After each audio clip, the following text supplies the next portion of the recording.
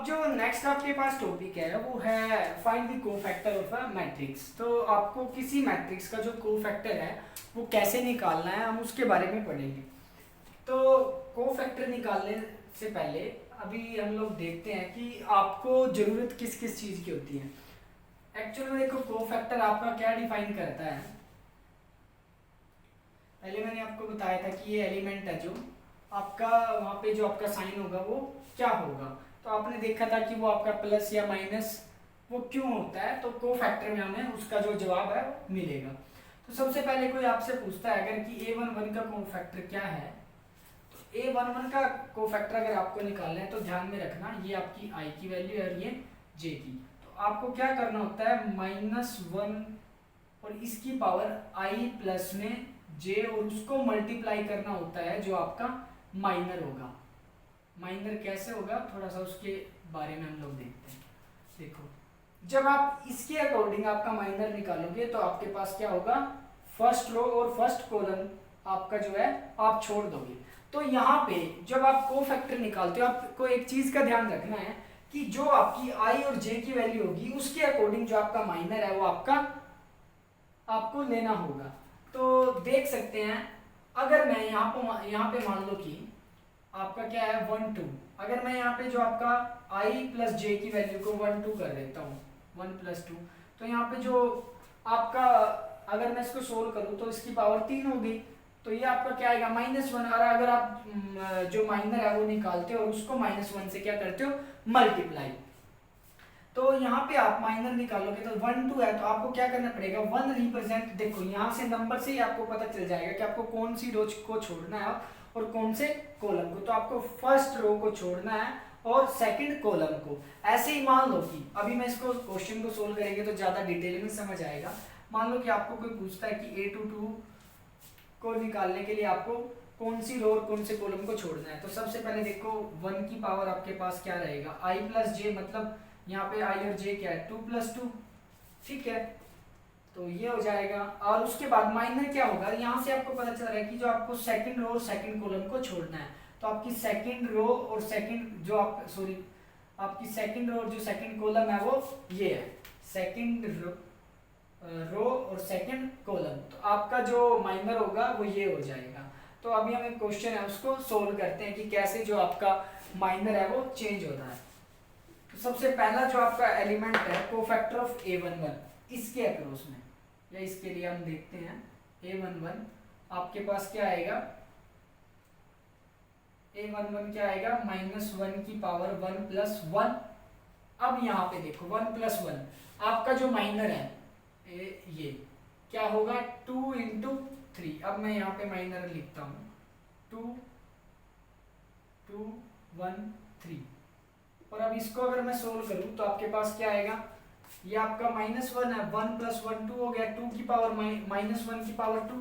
तो मतलब यहाँ पे आपका साइन किस चीज का आएगा, +1 का। और माइनर के साथ मल्टीप्लाई होगा। अगर मैं माइनर को सोल्व करूँ तो 2 × 3 2 × 1 2 × 3 - 2 × 1। तो आपके पास a11 का कोफैक्टर क्या आया, 1 × में 6 - 2, 6 - 2 आपका क्या हो जाएगा 4। तो आपके पास a11 की वैल्यू आई 4। ऐसे ही अगर मैं a12 की वैल्यू निकालता हूँ तो आपके पास यही है, i और j की वैल्यू चेंज हो गई। तो उसकी वजह से जो आपका ये है, देखो 1 + 2 3 -1 की पावर 3, तो साइन आपका किसका आएगा, माइनस का। अब देखो आपको फर्स्ट रो को छोड़ना है और सेकंड कॉलम को। तो आपको क्या करना है, फर्स्ट रो को छोड़ना है और फर्स्ट रो और सेकंड कॉलम। तो जो आपका माइनर है वो चेंज हो जाएगा 2 3 1 1। तो इसके अकॉर्डिंग जो आपका यहाँ पे क्या +1 आया था, सॉरी -1।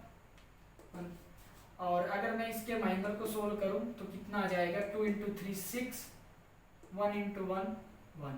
तो यहाँ से जो आपका आएगा 6 - 1 5 को -1 से मल्टीप्लाई करेंगे तो आपका -5। तो a12 जो आपके पास आया वो क्या आया, -5। ऐसे ही अगर मैं a13 को निकालूं तो आपके पास हो जाएगा 1 + 3 तो ये आपका 4 हो जाएगा, -1⁴ प्लस का साइन आएगा। अब मैं क्या करूँगा इसके लिए, फर्स्ट रो और थर्ड कॉलम को मैं छोड़ दूंगा। तो आपकी ये फर्स्ट रो है और ये आपका थर्ड कॉलम है। तो आपका जो माइनर है वो क्या हो गया, 2 1 2 2। अगर मैं इसको सोल्व करूं, यहाँ पे आपका साइन आएगा प्लस का, तो 4 - 2, यहाँ पे आपका आंसर आया 2। ऐसे ही अगर मैं a21 की बात करूं तो -1 2 +1, तो ये आपका 3 हो गया। साइन आपके पास आएगा माइनस का। अब माइनर को देख लेते हैं।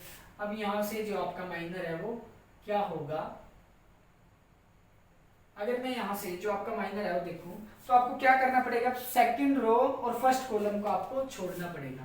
तो सेकंड रो तो ये हो गई और फर्स्ट कॉलम ये हो गया।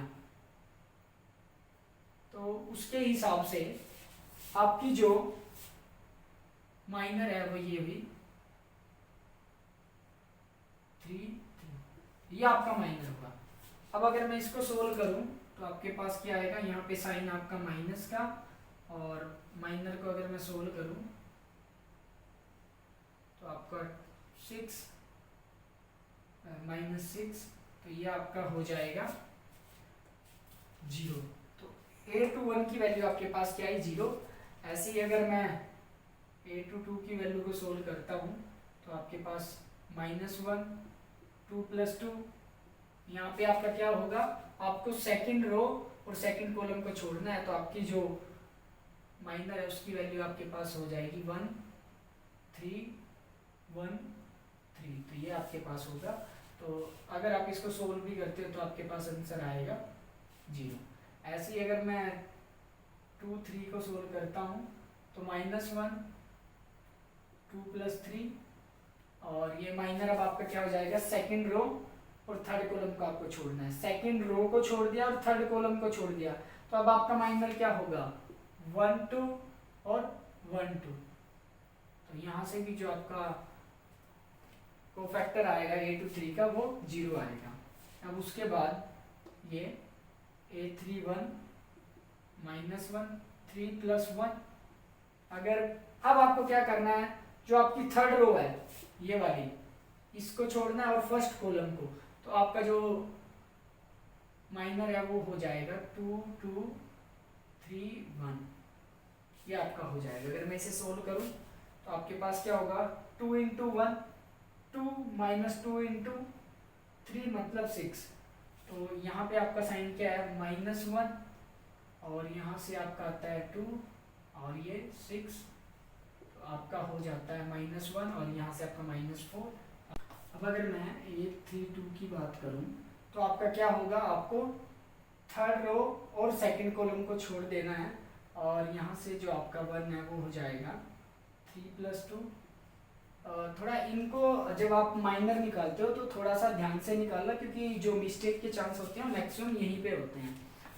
तो ये आपका हो जाएगा थर्ड रो और सेकंड कॉलम को आपने छोड़ा, जो आपका माइनर हो जाएगा 1 3 2 1।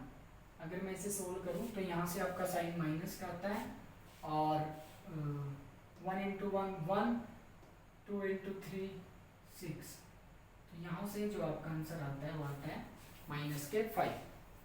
-5 ये और माइनस ये आपका प्लस हो जाएगा। तो ऐसे ही अगर मैं a33 की वैल्यू को निकालूं तो यहाँ से तो आपका जो साइन है वो प्लस आएगा। अब जो आपका माइनर है वो चेंज हो जाएगा, आपका थर्ड रो और थर्ड कॉलम, तो एलिमेंट आपके पास हो जाएंगे 1 2। यहाँ से जो आपका साइन है +1, और 1 × 2 2 2 × 2 4, तो 2 - 4, यहाँ से जो आपका आता है -2। तो अभी जो आपने क्या था, कोफैक्टर को निकाला आपके हर एक इंडिविजुअल एलिमेंट के। तो अगर मैं जो मैट्रिक्स के जो आपने कोफैक्टर निकाले अगर उनको यहाँ पे लिखूँ तो आपका a11 आपके पास आया था 4, a12 की वैल्यू आपके पास आई थी -5, और ये आपके पास आया था 2, और ये 0, ये भी 0 और ये भी 0। फिर आपके पास आया था -4 +5 और -2।